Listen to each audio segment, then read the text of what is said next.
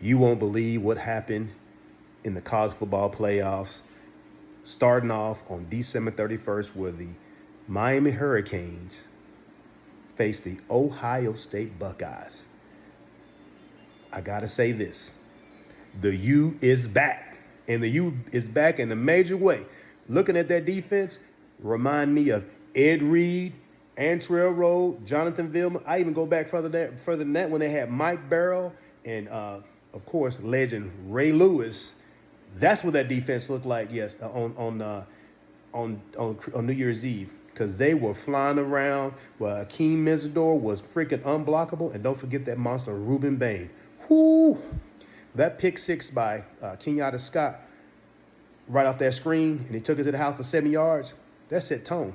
Carnell Tate was he was invisible for that game because when they picked him up and drove him through on that incomplete pass, he got gator arms. Now, Jeremiah Smith, who in my opinion is the number one receiver in college football, he came to play. Didn't matter what it was, he came to play. Julian Sand was chasing ghosts the entire game because all he kept seeing was Mizador and Bain and the rest of that defensive line coming. Now, you know when you can bring four without rushing anybody else, you got a problem. And they were a problem all day long for the Ohio State offensive line.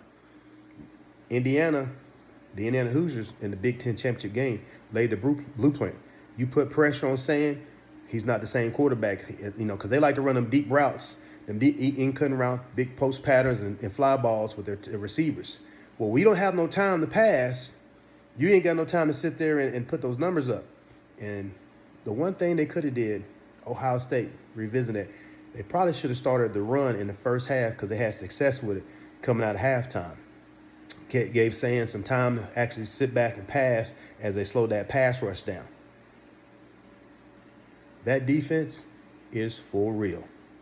Now, the matchup next round with Indiana, man, that's when the matchup next round where they play Ole Miss.